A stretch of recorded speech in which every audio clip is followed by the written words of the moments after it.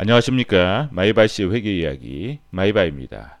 오늘은 유비케어라는 회사의 사업보고서와 재무제표를 읽어보겠습니다. 이 동영상은 종목을 추천하는 동영상이 아닙니다. 이 동영상은 회사의 사업보고서와 재무제표를 계속 반복적으로 읽어나가면서 공부하는 동영상입니다. 이 유비케어라는 회사는 구독자분께서 분석해달라고 요청하신 회사입니다. 제가 분석하는 부분은 말 그대로 재무상태표, 재무 손익계산서, 현금흐름표, 그 다음에 사업보고서를 읽는 거예요. 읽으면서 좀 관찰할 항목들에 대해서 체킹을 해드리는 정도지, 만약 그 어떤 가격적인 측면들로 인해서 선택하는 부분은 이제 본인이 선택을 하셔야 돼요. 이제 개인적으로 저는 이제 뭐 어떤 이런 의료기기 이런 관련된 소프트웨어 관련된 부분은 저는 이제 개인적으로 저는 이제 PBR로 저는 선택을 하거든요. PBR 2배 이하, 2배 정도. 기본적으로 첫 번째가 2배. 두 번째는 뭐냐면 제3자 배정 유상증자가 있다. 그럼 유상증자 금액 있잖아요. 이게 이제 기준이 돼서 이제 이게 기준이 돼요. 여기서 이제 프리미엄 한 10% 정도까지, 예, 유상증자 금액의 10% 정도까지 이렇게 해서 저는 이제 이 회사들을 이런 식으로 해서 막 투자를 이제 많이 한다면 해요. 근데 지금 제가 아직까지는 지금 관찰만 하고 있는 회사들이 몇 개 있어가지고 투자를 못 하고 있거든요. 그래서 못 하고 있고 이런 부분인데, 이 회사는 이제 제가 아침에 오늘 새벽에 지금 처음 보는 회사예요.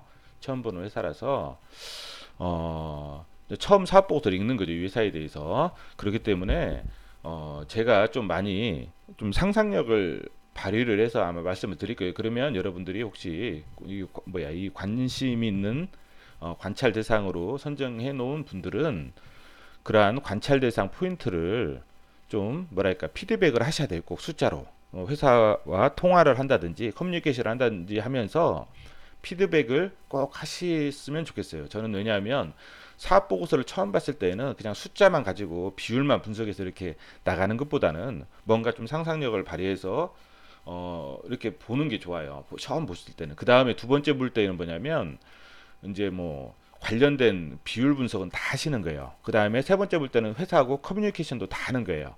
그렇게 하면서 계속 관찰한 회사를 계속 완전히 이 회사를 정확하게 사업 구조까지 파악을 하셔야 돼요. 지금은 제가 한번 읽는데 사업 구조를 명확하게 좀 파악은 못 하겠더라고요. 아직까지는. 좀 왜냐하면 이쪽이 상당히 좀 복잡한 부분이 있는 것 같아요. 그래서 명확하게 사업 그런 구조는 파악을 못 했는데 그래도 어렴풋이 이제 어떤 다른 회사가 하나 비슷한 어떤 전혀 다른 업종인데 비슷한 구조의 회사가 하나 떠올라 가지고 이제 그러한 회사 한번 이 부분이 이런 쪽인지 한번 여러분들이 또 한번 검증을 좀 해보시고, 그래서 그런 관점에서 아마 이 방송은 들어주셨으면 좋겠습니다.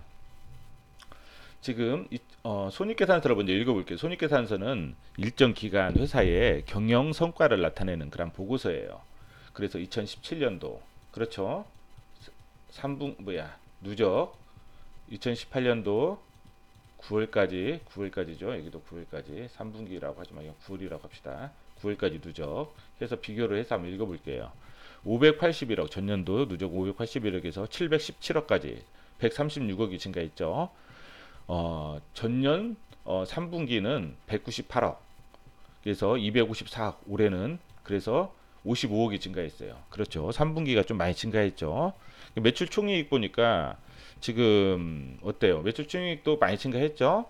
그래서 매출 총이익률을 보니까 지금 올해 2018년도 3분기는 50% 정도 돼요.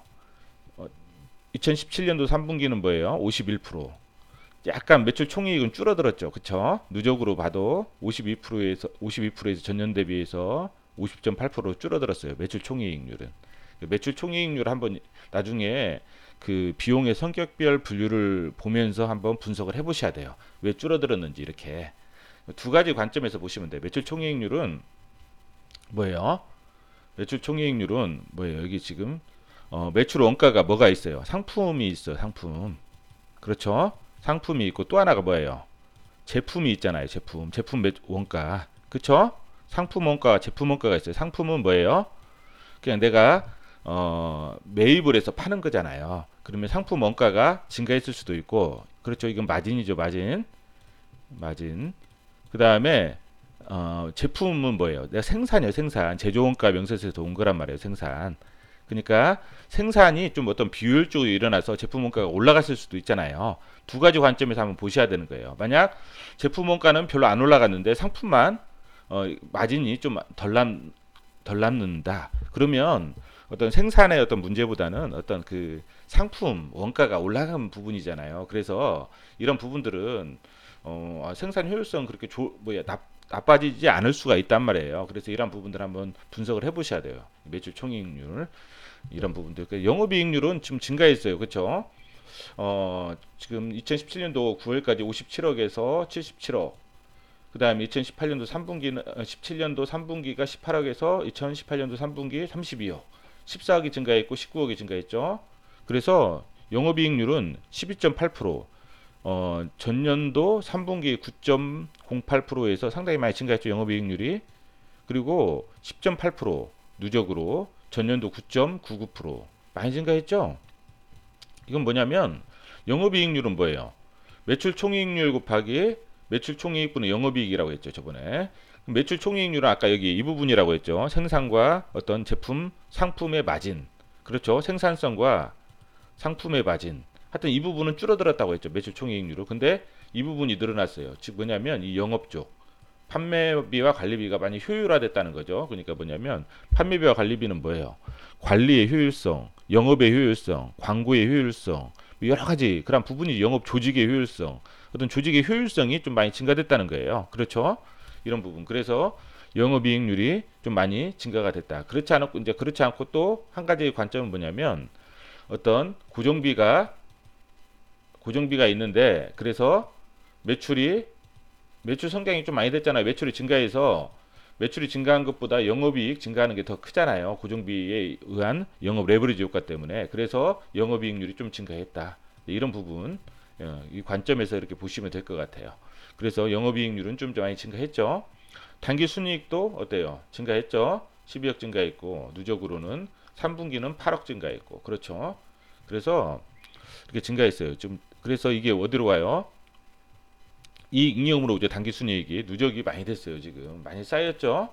많이 쌓였어요. 지금 좀 무거워졌어요. 그러니까 다른 말로 보면 무거워졌어요. 상당히 이익이 많이 증가했고 근데 무거워졌어요. 지금 자본총계가 어때요? 1030억이에요. 지금 전년도가 465억이었잖아요. 그럼 뭐가 지금 자본금도 증가했죠. 유상증자가 일어났다는 거예요. 유상증자. 그렇죠? 뭔가 유상증자가 일어났고 이게 주식 발행 초과금도 어때요? 상당히 많이 증가했죠. 유상증자가 좀 많이 일어났다는 거예요. 지금. 그래서 어때요? 1030억. 그래서 지금 122억. 어때요? 지금. 상당히 부채 비율이 적어요. 11%밖에 안 돼요. 지금 2017년도에는 자본총계가 465억이고 부채 총계가 224억이에요. 얼핏 봐도 한 40% 정도 되죠. 40% 가까이 얼핏 봐도. 근데 11% 줄어들었다는 거예요. 유상증자를 통해서 그리고 이익이 누적이 돼서 지금 자본이 많이 증가됐어요. 자본이 증가되면 어때요? 당연히 부채 비율은 안정적이 재무구 좀 양호해요. 안정적이지만 뭐예요? 자본이 증가하면 ROE가 줄어들잖아요. ROE가. 그렇죠. ROE는 뭐예요? 자본분의 단기 순이익이란 말이에요. 자본분의 여기 ROE는 뭐예요? 매출 총이익 곱하기 자산 회전율 곱하기 1% 부채 비율이 줄어들고 자산 회전율도 자산분의 매출이 자산이 증가되잖아요. 이것도 줄어들겠죠. 물론 매출도 증가했기 때문에 이건 확인을 해봐야 되겠죠. 이거는 뭐 매출액 이익률은 증가했고 자 이런 부분들 이렇게 보시다 보면 한번 이거 확인해 보셔요. 제가 지금 그냥 감으로 지금 하는 거니까. 근데 이게 단기 순이익도 증가를 했고 자본도 만약 자본이 안 증가했다면 그렇죠. 단기 순이익이 증가했기 때문에 ROE가 훨씬 더 많이 증가했을 거 아니에요. 근데 자본이 증가를 해버렸기 때문에 웬만한 단기 순이익으로는 ROE가 증가하지 않는다고요, 잘. 그렇기 때문에 상당히 무거워졌어요, 회사가. 유비케어라는 회사가 무거워지고 이 무게를 끌어올리려면 에너지가 상당히 많이 필요해요. 이 에너지가 이익이거든요. 매출과 관련된 이익. 그래서 이 회사가 지금 과거에는 아마 이 정도 매출이 증가하고 영업이익이 증가했다면 주가가 아마 상당히 많이 뛰었을 거예요. 왜냐면 ROE가 높아졌기 때문에. 그쵸? ROE가 이제 지금 이런 회사는 퍼가 높잖아요. 퍼가 높기 때문에 그 ROE가 좀 많이 높으면 그게 용인이 되거든요. 그런데 이제 ROE가 떨어져 버리면 이제 그 높은 펄을 이게 인정이 안 돼 버리니까 이제 이런 부분들.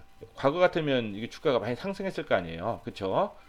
유상증자 안 됐을 때는. 근데 유상증자가 되면서 좀 무거워졌어요. 무거워졌기 때문에 아마 이제 여기 좀 정체가 있는 것 같아요. 저기 보면 자본을 이렇게 조달해 가지고 그렇죠. 이 자본을 조달해서 어디로 갔어요? 지금 단기 금융 상품도 증가했고 그다음에 무형 자산도 많이 증가했죠. 무형 자산이 증가했다는 건 뭐예요? 지금 뭔가 회사를 샀다는 거야. 영업권이에요. 그 대부분이. 왜냐면 내부적으로 인정된 무형 자산은 이 회사는 연구 개발비를 제조 비용으로 가요. 제조 비용으로 가서 매출 원가나 재고 자산으로 가요. 재고 자산이 그리 크지 않기 때문에 문제는 별로 없어요. 그렇죠? 그런데 그러면 내부적으로 생성된 그 무형 자산이 별로 없잖아요. 거의 안 생기잖아요. 없잖아요. 그렇기 때문에 외부적으로 발생한 무형 자산이 많단 말이에요. 그러면 영업권이라고 영업권 대부분이. 영업권이 있다는 것은 뭐예요? 회사를 샀다는 거예요. 많이. 외부에서 회사를 많이 종속해서 샀다는 거예요. 지금 관계기업 이건 없죠. 근데 이게 뭐야? 이쪽으로 가보시면 재무제표 개별로 가면 보통 종속회사가 나오잖아요. 여기 보면 상당히 많이 샀죠. 246억이 증가했죠. 예. 그래서 영업권이 이렇게 발생한 거예요. 이렇게 영업권이 이렇게 발생한 거예요. 영업권이. 자, 여기 보면 뭐 재고자산도 줄어들었죠. 매출 채권도 줄어들었어요. 이거 뭐냐면 현금 회수라든지 재고자산 이후 관련된 리스크는 없어요. 이 회사는 자산의 어떤 질이 좋아요. 자산의 질이 좋아요. 매출 채권이 막 증가한다든지 재고자산이 증가하면 자산의 질이 좀 안 좋거든요. 자산의 질이 좋다. 그래요. 그리고 또 유동비율도 봐봐요.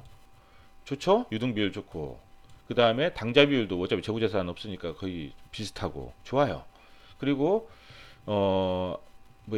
아까 자본 조달을 해서 어때요? 매도 가능 증권 이런 쪽에 좀 증가했고 이것도 증가했고 그 다음에 단기 금융 상품도 많이 증가했고 사놓은 거죠. 우선 단기적으로. 그리고 이거 무형자산 다른 종속 회사도 사고 그렇죠. 이제 그런 의미예요. 그리고 이제 매입 채무는 많이 또 갚았어요. 그렇죠? 현금으로는 어때요? 많이 갚았기 때문에 좀 나빠지겠죠? 여기도 마찬가지예요, 지금. 이거는 뭐 다른 부분 보세요. 이렇게 보면 이것도 많이 갚았고, 그렇죠? 기타 유동부채도 많이 갚았고, 지금 이것도 많이 갚고, 여기 매입 채무 이것도 많이 갚고, 이것도 많이 갚고, 그렇죠? 예. 현금으로 한번 볼게요. 현금으로. 여기 보면 연결 현금 흐름표를 보면 영업활동 현금 흐름이 2억이에요. 2억. 지금 순이익이 52억인데 어떻게 해요? 현금으로 보면 질이 좀 안 좋죠? 질이 안 좋은데 세부적인 내용을 보면 여기 보면 매입 채무나 미지입금, 선수금, 예수금 이게 한 108억 정도 갚았다고요. 그러다 보니까 어때요? 이렇게 된 부분이죠. 그래서 영업활동으로 인한 자산 부채가 73억이 빠지니까 예, 그렇죠. 많이 갚은 거니까 예, 현금 흐름은 그래도 뭐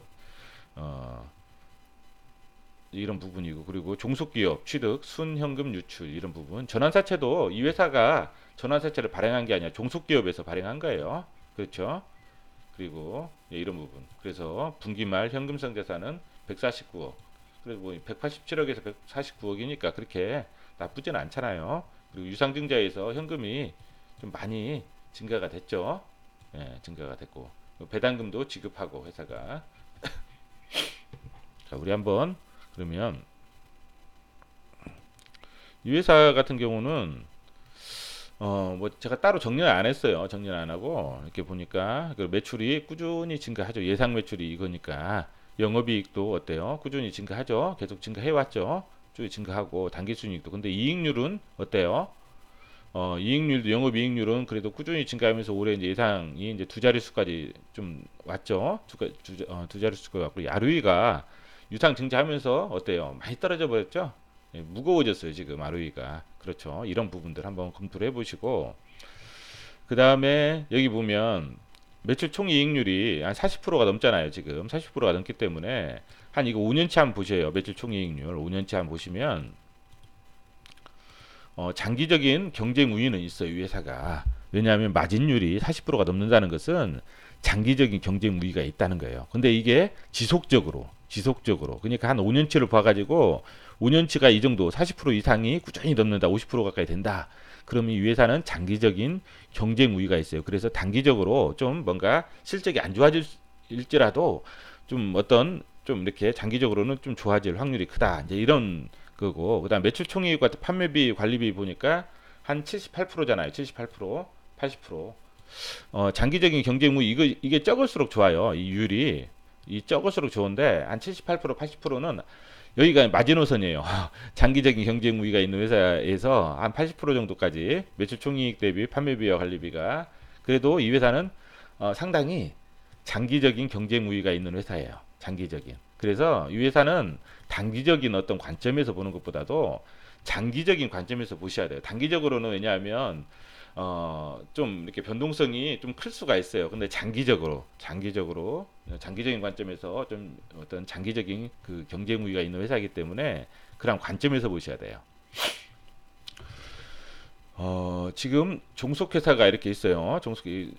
신규 연결 아까 봤죠? 종속회사가 많이 투자했다는 거, 지금 취득했다는 거, 주식 취득으로 해서 그래서 이 회사가 이제 지금 하나 연결, 이 회사는 연결 있고 그렇죠. 그다음에 3월 9일, 3월 6일. 그 CRS 같은 경우는 뭐냐면 임상시험 그 소프트웨어를 전문으로 하는 회사예요. CRS가. 그래서 이게 합작을 했죠. 이 회사하고 유비케어하고 합작을 해서 주식회사 CRS 큐브세일즈에서 임상시험 소프트웨어 이런 쪽이라는 거예요. 이 회사가 구로 쪽에 있어요. 구로 쪽에 있다는 거. 제가 구로는 좀 이게 추억이 많아가지고 제가 과거에 검정고시 출신이거든요. 그래서 과거에는 구로공단이 있었어요. 그래서 구로공단에서 금영리를 해서 밀링을 했었는데 참 그때 검정고시 하면서 이거 하면서 그다음에 대학을 갔으니까 이 구로 쪽이 지금 가보면 좀 옛날 생각나서 감시 가보면 완전 천지개벽이 돼가지고 뭐 전혀 모르겠더라고요 지금은. 그래도 상당히 추억이 많았던 동네인데, 자 주요 사업을 보면 이런 게 있어요. 병요원 사업, 약국 사업, 제약 마케팅 사업, 헬스케어 사업 이런 식으로. 그리고 국내 최대의 병의원 네트워크 14,000여 개 병의원, 7,200개 약국, 19개 대리점 네트워크를 구축하고 있다. 이게 뭐냐면 진입장벽이에요. 이 회사에. 이게 엄청난 무기거든요. 솔직히 이런 부분들이 진입장벽이라고 보시면 돼요. 그래서 이 회사의 해제다. 그러니까 뭐냐면 이런 네트워크가 뭐냐면 이 회사의 경제적 해자다. 그래서 매출 총이익률이 50%씩 나오는 이유가 이 회사 같은 경우, 그리고 영업이익률이 이제 그래도 이제 매출 총이익률, 그 다음에 이런 부분들이 이 회사의 경제적 해자다.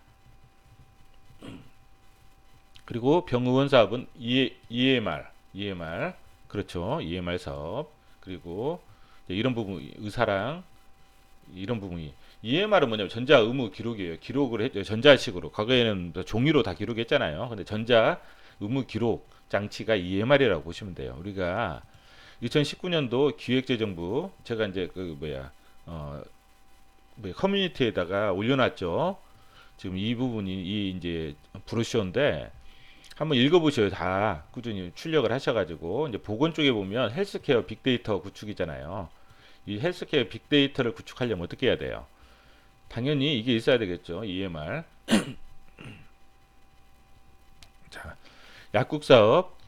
그리고 EMR과 관련해서 여기 보면 EMR 인증제가 지금 뭐예요? 지금 인증 사업, 시범 사업을 통해 지금 시범 사업을 하나 봐요. 인증제 실현 가능성을 검증하고 내년 초쯤에 확정을 한대요. 인증제. EMR 인증제. 그래서 내년 초잖아요. 이게 내년 초. 만약 확정이 되면 어때요? 좀 더 성장 가능하겠죠? 예.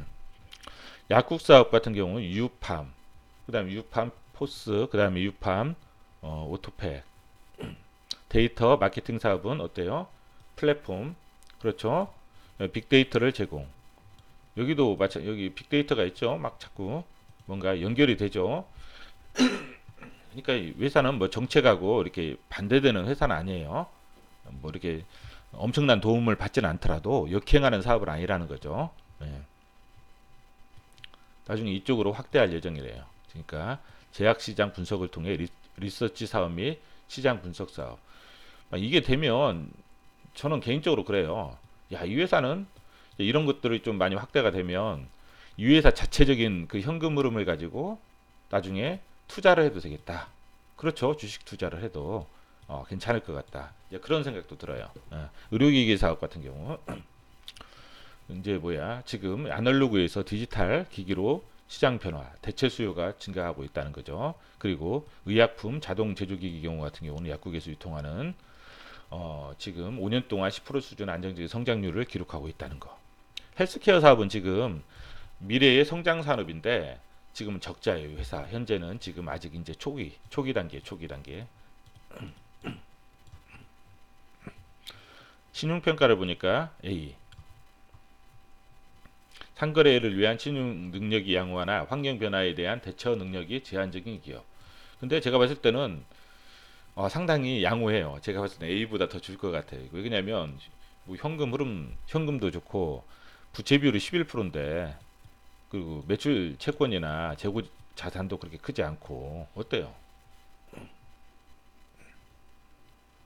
연역을 보니까 예, 그다음에 EMR 이때부터 EMR이 나왔네요. 지금 그렇죠. 상당히 그리고 2018년도 3월에 카카오 인베스트먼트로부터 420억 원 투자 유치. 아까 유상증자 했죠.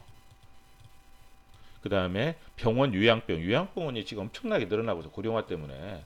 그러니까 지금 유치원 하는 분들이 말 들어보니까 유치원 하는 분들이 유치원을 그만두고 어린이집 있죠. 어린이집을 막 그만두고 요양병원을 하려고 지금 막 준비를 하시더라고요. 왜냐하면 어린이들은 줄고 요양병원은 노인들은 늘어나고 하니까 이쪽 그래서 요양병원은 상당히 성장성이 있을 것 같다라는 거죠. 한방병원용 이런 부분들. 그래서 솔루션 업체가 브레인 헬스케어예요. 브레인 헬스케어. 그래서 여기서 아까 샀죠. 브레인 헬스케어. 이게 요양병원이라는 거죠. 요양병원. 이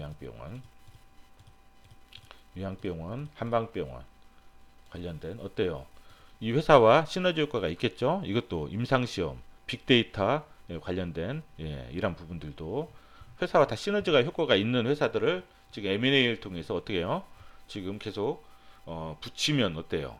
매출이 성장하고 M&A를 통해서 이 회사는 성장하고 있어요. 지금 매출이 올해는 그렇죠.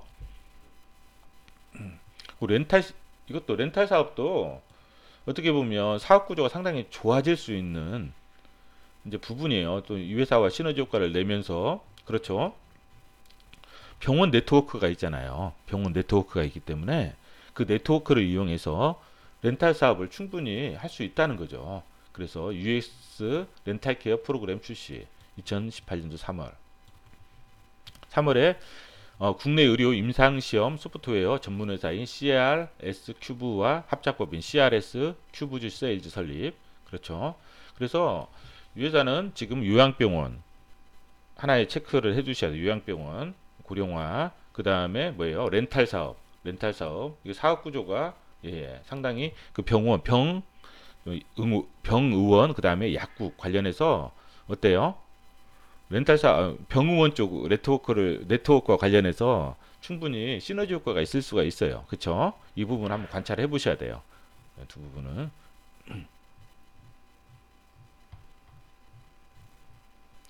유판몰이 그건 것 같아요. 어떤 그 플랫폼인 것 같아요. 전자상거래. 그래서 여기 안에서 막 사고팔고 하는, 그리고 큰 의사랑 또 영업 양수도 이것도 확인해 보시고. 유상증자가 4,030원이잖아요. 그쵸? 카카오 인베스트먼트. 그래서 이제 제가 봤을 때는 이 금액이 기준인 것 같아요. 그쵸? 이 회사가 들어왔을 때는 어차피 이 회사를 평가해보고 이 기준 금액을 잡았을 거 아니에요. 그렇죠. 4,030원. 그러면 가장 좋은 방법은 4,030원보다 떨어졌을 때 사는 거예요. 그쵸? 4,030, 왜냐면 이게 어차피 하나에 얘보다 싸게 산다는 느낌이잖아요. 그러면 이익이기 때문에 얘보다 4,030원보다 떨어졌을 때 사는 게 가장 좋은 방법이고, 이제 그렇지 않으면 이제 여기다 이제 프리미엄을 내가 얼만큼 더 줄 수 있느냐의 관점이겠죠. 카카오 인베스트먼트보다 난 10%를 더 주겠다. 그러면 4,400원까지는 충분히 살 수 있는 거고. 그렇죠? 4,400원대까지는 20%를 더 주겠다. 그럼 4,800원대까지를 내가 매수 관점에서 이제 본다. 이런 관념으로 접근을 하시는 게 좋죠. 이거는 이제 본인들이 정리하셔야 돼요. 유통지식수 5,100만 중. 자, 배당은 줘요. 배당은 금액이 뭐 많건 적건 그게 중요한 게 아니라 배당을 준다는 게 중요한 거예요. 이것은 소액주주와 이익을 공유하겠다라는 그런 관점이에요. 그리고 앞으로는 어때요? 배당을 더 많이 증가될 수가 있겠죠? 배당이 증가. 왜 그러냐면 카카오 인베스트먼트가 들어왔잖아요. 그래서 배당이 유지가 되든지 아니면 또 더 증가될 수도 있다. 물론 카카오 인베스트먼트가 앞으로 또 더 성장을 위해서 그 유보를 더 투자를 하기를 원하면 배당 증가되는 것을 원하지 않겠지만, 나중에 좀 어느 정도 더 좀 이익이 좀 많아지면 배당은 증가될 수 있는 소지가 많겠다. 이제 그런 부분이죠. 사업의 내용은 이제 기반 산업인 솔루션 사업과 성장 산업인 뉴 헬스케어 사업을 영위하고 있고, 그 다음에 이제 기반 산업은 뭐예요? 캐시카우라는 거예요. 지금 돈이 들어오고 있는 사업. 이것은 미래 헬스케어 사업, 미래 이 회사가 성장할 사업. 지금 적자죠. 네, 이런 부분들. EMR 솔루션 같은 경우는 지금 이거라는 거죠. 전자 의무 기록 시스템. 그래서 뭐예요? 늘어날 것으로 예상하고 있다는 거예요. 성장할 것으로. 그리고 점차 증가할 것으로 보인다는 거죠. 유통 솔루션 같은 경우는 뭐예요? 대체 수요. 아까 아날로그에서 디지털 기기로 시장 변화. 그다음 의약품 자동 제조기기는 10% 수준으로 안정적인 성장률. 회사의 경쟁 요소는 뭐냐면 의원용 EMR 솔루션 같은 경우는 시장 점유율이 45%. 점유율 1위에 1위. 아까 진입장벽이 있어요. 그게 네트워크 자체가 진입장벽이에요. 그렇죠? 그리고 확장을 시킬 수가 있다는 거예요. EMR과 연동된 다양한 부가 및 연계 아이템 개발로 확장을 시킬 수가 있다는 거죠. 약국용은 뭐예요? 34%로 2위. 그렇죠. 그리고 이제 이걸로 이제 뭐 시너지 효과가 나타나는 거죠. 약국 전자상거래 사업 중 의약품, 전자상거래 유판물. 그렇죠. 유판물. 그래서 약국 고객 7,100여 고객의 네트워크를 활용해서 10,000명 회원 수를 확보하며 성장하고 있다. 그렇죠. 항상 시너지 효과가 창출할 수 있는 그런 부분이죠. 이러한 네트워크들은 많으면 여러 가지로 이렇게 붙여서 할 수 있는 부분이 많다는 거죠. 유헬스케어는 미래 성장 산업. 기반 산업을 보면 이제 좀 많이 성장했죠. 이익도 그렇고. 근데 이쪽은 역성장이죠. 아직은 초기 단계인 것 같아요. 초기. 그렇죠.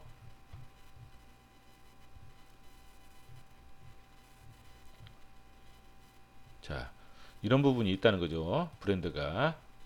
한번 확인해 보시고. 판매 경로 및 판매 방법 보니까 24개 대리점이 있어요. 영업 조직. 그렇죠. 영업 조직 24개. 이게 많은지 적은지는 모르겠어요. 한번 경쟁업체 한번 보셔요. 아까 약국 같은 데는 지금 2위잖아요. 약국 그러면 약국 관련된 그 EMR은 2위잖아요. 2위. 그러면 1위 회사를 한번 비교를 해보셔요. 영업 조직이 어느 정도인지. 그래서 항상 경쟁 회사와 비교를 해보셔야 돼요. 판매 방법 및 조건을 보니까 큰 의사랑이나 의사랑 유팜 시스템 보니까 이런 식으로 해요. 멤버십으로. 그래서 가입비가 100만, 1000만, 2천만 원에다 가입비가 2천만 원이죠. 월 회비가 70만 원. 근데 이제 큰 의사랑 같은 경우는 아무래도 큰 병원인 것 같아요. 이렇게 보니까 10터미널 기준으로 보니까 10개 이제 이 시스템이 들어가는 데가 10군데가 들어가는 거 보니까, 그리고 의사랑 같은 경우는 어때요? 가입비가 100만 원에 월 회비가 9만 원이에요. 그러니까 이것은 약간 좀 의원, 그래서 2터미널 기준, 그 접수실이나 진료실 정도 시스템이 들어가는 것 같고, 그 다음에 이게 이제 3년 사용 이후에는 유지보수비 체제로 전환해서 유지보수비가 월 6만 원, 월 84,000원. 이것은 뭐냐면 표준이 6만 원, 프리미엄이 84,000원이라는 거죠. 이게 유팜 시스템이 이제 원래비가 4만 원이. 이게 보니까 제가 이걸 보니까 더존 비즈온이라는 회사가 있어요. 더존 비즈온. 더존 비즈온이 회계 프로그램 이제 그로 관련된 회사거든요. 그래서 보통 가입비 있고 그다음에 월회비가 있어요. 월회비가 있는데 비슷한 어떤 것 같아요. 그리고 회계사 세무사 사무실이라든지 그다음에 또 거기서 확장해서 이제 그 기업체들 해서 ERP 시스템까지도 이렇게 하는데 이 회사가 이제 상당히 좀 정체가 됐다가 어느 때 이제 영업이익률이 높아졌냐면 영업이익률이 원래 10%가 안 됐었어요. 매출 총이익률은 높았지만 이 회사처럼 갑자기 영업이익률이 막 30% 가까이 뭐 20% 넘게 뭐 30% 가까이 된 이유가 뭐냐면 클라우드 시스템을 적용하면서 처음에는 클라우드 시스템 적용하면서 이게 투자 비용에 대한 감가상각이 있어가지고 좀 영업이익률이 좀 적었는데 어느 정도 이제 되면서 매출이 증가하면서 어때요?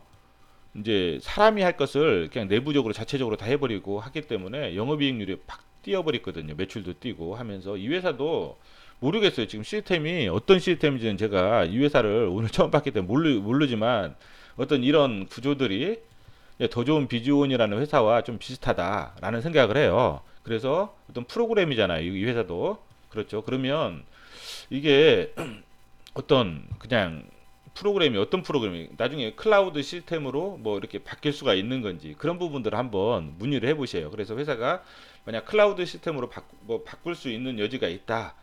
이제 그러면은 나중에는 뭐 단기적으로는 현금이 많이 들어가고 힘들겠지만 장기적으로는 더 좋은 비즈온처럼 성장 이렇게 영업이익률이 좋아지는 그런 회사일 수가 있거든요. 그래서 이런 부분들은 모르겠어요. 제가 시스템이 어떤 시스템인지 모르지만 사업 구조가 이 회사하고 좀 비슷한 것 같아가지고 좀 제가 이제 한번 보는 거예요. 이 부분 판매 방법 및 조건을 예. 여러분들은 확인을 해보셔야 돼요. 저희 그냥 상상이니까 예. 예. 이런 부분 한번 읽어보셔요. 비브로스, 유판몰, MDG는 이런 부분도 한번 읽어보셔요. 카카오 인베스트먼트가 언제 4,030원에 들어왔다는 거예요. 4월 27일에. 그렇죠. 신주 인수권 교부 5월 10일. 5월 11일. 예, 그렇죠. 근데 큰 의사랑은 뭐예요? 경영 효율성 제고를 위해서. 그렇죠. 인수했고. 그 다음에 브레인 헬스케어는 뭐예요? 아까 브레인 헬스케어는 그 요양병원이죠. 요양병원. 그렇죠. 이 부분 체크잉을 해 두세요. 브레인 헬스케어 요양병원. 그 다음에 EMR과 경쟁력 강화 및 사업 확장을 위해서. 그렇죠. 여기는 연구개발비를 제조경비로 드는 거예요. 제조경비로 든다는 건 뭐예요? 매출이 되면 매출 원가로 가요. 그렇죠? 매출이 안 되면 안 팔린 것들은 재고로 가요. 그래서 근데 재고가 지금 적잖아요. 그냥 리스크가 그나마 적은 거예요. 그래서 경비가 자산화될 수가 있어요. 안 팔린 것들은. 그래서 재고가 늘어나면 뭐예요? 리스크가 많아져요. 그러니까 항상 재고 관리도 하셔야 돼요. 이런 관련된 회사들은.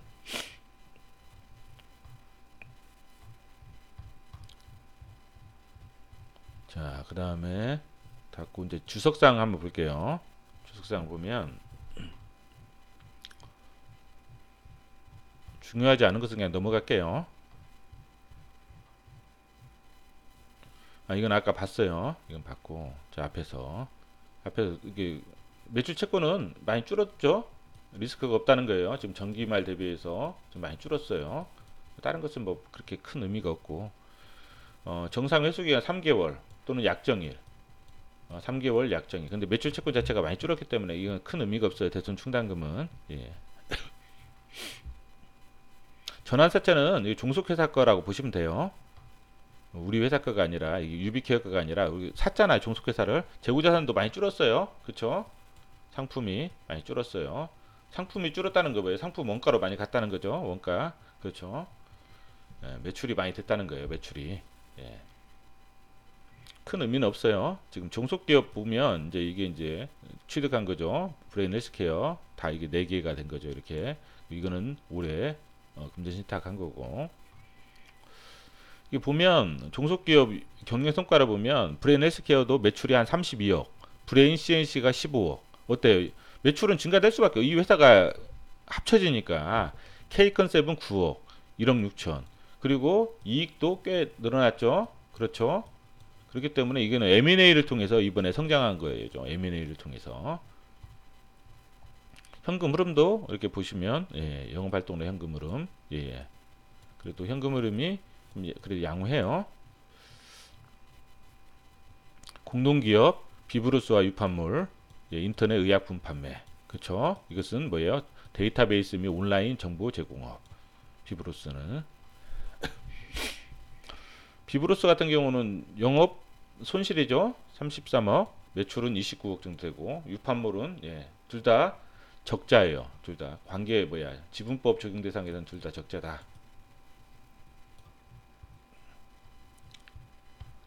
적자라는 것은 좀 앞으로 좀 시너지 효과를 해서 좀 성장만 되고 흑자로 전환되면 이익률은 더 좋아진다는 거예요. 예, 무형자산. 자, 무형자산 보면 영업권이 이 종속회사를 취득해서 뭐예요? 프리미엄 웃돈을 줬다는 거예요. 웃돈. 그렇죠? 공정가치보다 더 돈을 줬다는 거예요. 영업권이 많이 증가했죠. 그렇죠? 기타의 무형자산도 있고. 그 다음에 매입 채무는 어때요? 많이 갚았어요. 현금을 통해서. 그렇죠? 그 다음에 이연 수익은 뭐냐면 수익이 아니에요. 이건 부채예요. 부채. 부채. 뭐냐면 그 마일리지 있죠. 마일리지. 그 다음에 포인트. 이런 것들은 뭐예요? 이게 많이 쌓이면 공짜로 이용할 수 있다는 거예요. 공짜로. 그럼 뭐예요? 이것은 매출에서 그만큼 빼준다는 거예요. 매출에서 빼주고 이연을 한다. 매출에서 빼주고 이연 수익으로 잡아서 이건 뭐예요? 부채로 잡는 거예요. 부채로. 만약 고객들이 이 마일리지나 포인트를 사용을 안 한다. 그때 이제 매출로 잡으라는 거예요. 사용을 하면 부채가 나가는 거잖아요. 이런 부분, 이런 식으로 가는 거고. 제가 아까 저쪽은 별로 중요하지 않아요. 자, 배당금도 지급하고, 예. 그다음에 아까 그 유상증자 한 것은 아까 설명했어요. 이거 자본 쪽은 따라 안 볼게요. 이게 이제 판매비와 관리비 보면 종속회사가 일단 늘어났잖아요. 4개나 당연히 뭐 인건비도 늘어나겠고. 근데 지급 수수료가 뭔지는 모르겠어요. 저도 이거는 한번 여러분들이 회사와 커뮤니케이션 좀 해보셔요. 지급 수수료가 많잖아요. 제일 174억, 161억에서 174억. 이 부분은 한번 확인해 보셔요. 뭐 어떤 그 전자상거래에 관련된 뭐 어떤 그런 부분인지 아니면 모르겠네요. 이건 정확하게. 비용 중에서 뭐 특별히 차지하는 건 없고 비용의 성격별로 열어볼게요. 이 회사는 어때요? 매출 원가와 판매비와 관리비를 따로 이렇게 해놨죠. 자, 매출 원가에는 뭐가 있어요? 아까 상품이 있고 상품 매출 원가가 있고 제품 매출 원가가 있을 거 아니에요. 이것은 뭐예요? 이 상품을 빼면 매출 원가에서 상품 원가를 빼면 매출 원가를 빼면 나머지는 뭐예요? 제품 매출 원가 아니에요. 제품 매출 원가에 포함된 제조 비용이에요. 제조 비용 58억. 그쵸? 58억인데 지금 매출 대비 상품 원가 비율이 41%고 제조 비용 비율이 8%예요. 자, 전년도에는 뭐냐면 상품 원가 비율이 39%였어요. 500 그쵸? 근데 제조 원가 비율이 8.6%였어요. 어때요? 지금 상품 원가가 좀 많이 증가됐죠? 비율도 그렇고 전체적으로. 그다음에 이 원가에서는 상품이 83%인데 어때요? 매출 대비해서는 지금 이렇게 좀 많이 이쪽이 증가됐어요. 전년 대비해서. 그쵸? 딱 봐도 증가됐어요. 그러면 뭐냐면 아까 우리가 매출 총이익률이 매출 총이익률이 전년 대비해서 감소가 됐잖아요. 이건 뭐예요? 상품 원가 쪽이 증가가 됐잖아요. 그래서 상품 매출 이익률이 상품 마진이 많이 감소가 됐다는 거예요. 그렇죠? 생산성은 어때요? 생산성은 양호해요. 이 회사의 생산성은 양호하고 단지 우리가 그 상품을 매입을 해서 팔 때 그 뭐 있잖아요. 매입을 해서 팔 때 이 원가 마진이 좀 줄었다는 거예요. 그쵸? 이 마진율이 줄었다는 거. 그리고 지금 고정비 성격이 어때요? 지금 다른 건 별로 없죠? 고정비 성격이 18.36. 그래서 매출이 증가하면 고정비로 인한 영업 레버리지 효과가 좀 크다는 거. 그리고 지급 수수료는 한번 확인해 보셔요. 지급 수수료 이게 뭔지는 저도 지금 정확하게 왜 그러냐면 회사의 사업 구조를 지금 명확하게 파악을 못해서 지금 이 명확하게 좀 파악을 하면 이게 대충 뭐다라고 좀 유추를 해보겠는데 지금 명확하게 파악을 못했어요. 못하고 그냥 한번 보실 것만 이 부채 비율 같은 경우도 어때요? 지금 많이 줄었죠? 아까 그냥 유상증자를 통해서 많이 줄었어요. 부채 비율이 줄었다는 것은 뭐예요? ROE가 이게 ROE가 좀 떨어질 수 있어요. 그냥 무거워졌잖아요. 지금 레버리지 효과가 좀 많이 떨어지죠. 레버리지 효과가. 자, 이제 이 정도 선에서 오늘은 이 정도 선에서 한번 좀 정리를 해볼게요. 첫 번째 아까 M&A를 하잖아요. 자꾸 M&A. 그쵸? M&A를 통한 뭐예요? 성장이에요. 그런데 이 회사를 관찰해야 될 게 뭐냐면 M&A에서는 그 본질적인 사업과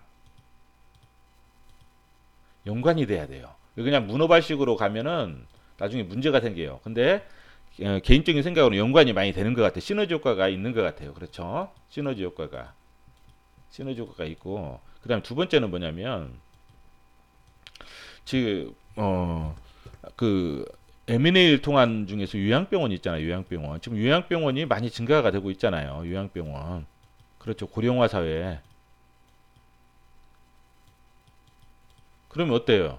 지금 EMR 시스템이라든지 여러 가지 회사가 운영하고 있는 모든 것들이 여기 좀 시너지 효과가 있죠? 그렇죠? 그다음에 또 세 번째는 뭐예요? 여기에는 지금 안 나왔는데 여기 보면 이 회사의 병원 예약 접수 필수 앱 해서 똑딱으로 빠르게 소아과 접수하기 해서 필수 육아의 어플 해서 이런 게 나온다고요. 똑딱이 이 똑딱이 병원 예약 접수하는 거예요. 똑딱이가. 그래서 접수 똑딱에서 모바일로 접수한 다음에 접수 이렇게 하면은 원하는 진료실을 선택하고 그 다음에 진료 대상 및 목적을 선택하면 이런 식으로 가는 거죠. 접수 완료하고 병원 방문하고 그렇죠. 이런 식으로. 그래서 막 이런 상당히 대기까지도 이제 이렇게 부분 이런 부분이 있어요. 현재 대기자 수 예. 딱 보면 이런 식으로 대기자 수 5명 뭐 이런 식으로 돼 있죠. 예, 예. 이게 일방 똑딱이에요. 그게 뭐냐면 이 회사의 플랫폼이죠. 카카오 기반의 어때요? O2 그러니까 온라인과 오프라인을 온라인 투 오프라인이잖아요. 그래서 이런 부분 관련된 플랫폼이에요. 이게 여기에 대한 성장성. 네 번째는 뭐예요? 지금 이 회사 같은 경우 뭐야? 지금 아날로그에서 아까 사복에서 읽으면 디지털로 지금 뭐예요? 대체 수요가 지금 계속 진행되고 있다고 했잖아요. 유통 관련 솔루션 성장. 예, 이 부분. 그 다음에 아까 뭐예요? 여기 지금 뭐 헬스케어 빅데이터에서 뭐 어떤 그 다음에 아까 이쪽에 인증 그쵸? 인증 내년 초에 인증 EMR 인증 그리고 빅데이터 이런 부분들 관련된 수혜 즉 정부 정책의 수혜 그쵸? 정부 정책의 어떤 수혜 반하진 않잖아요. 그렇죠? 이런 부분들 그리고 여섯 번째는 뭐냐면 그 카카오 인베스트먼트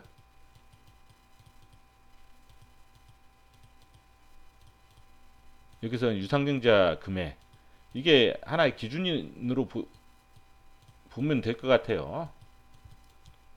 그쵸? 이 금액을 기준으로 봐서 나는 이 금액보다 뭐 떨어지면 사겠다. 아니면 뭐 내가 프리미엄을 10% 주고 사겠다. 뭐 이런 어떤 기준을 정해놓고 하시면 될 것 같아요. 제가 봤을 때는.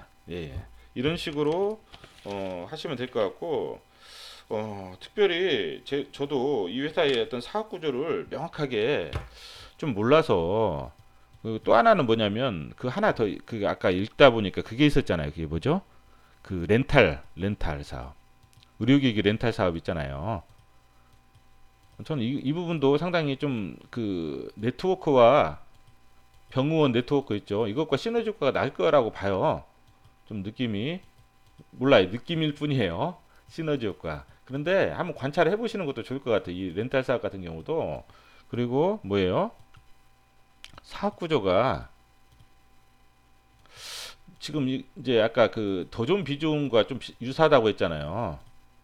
더 좋은 비중. 그래서 혹시 저도 이제 이 컴퓨터 쪽에 잘 몰라서 이 회사가 뭐 클라우드 쪽으로 나중에 뭐 진행할 수 없는지 이제 이 부분 한번 좀 커뮤니케이션을 좀 해봐야 될 것 같아요. 커뮤니케이션을 회사하고. 그래서 이제 왜 그러냐면 이제 더 좋은 비중이 이제 클라우드 시스템 하면서 이제 여러 가지 인건비라든지 여러 가지 이제 비용들을 영업 비용들을 절감하면서 또 매출도 증가시키면서 영업 이익률이 많이 좋아졌거든요. 이제 그러한 어떤 과정 하에서 이 회사도 좀 그러한 스토리가 될 여지가 있는지 한번 확인을 해보시는 것도 괜찮은 방법인 것 같아요. 제가 이제 뭐 사업보고서 읽고 좀 너무 뭐 이렇게 명확한 얘기를 뭐 해드릴 수도 없고 그냥 말 그대로 제 뭐 그냥 보고 뉴스 보고 뭐 이것저것 보다 보니까 이제 이 정도 선에서 한번 관찰해 보시는 것도 괜찮을 것 같습니다. 오늘 이상입니다.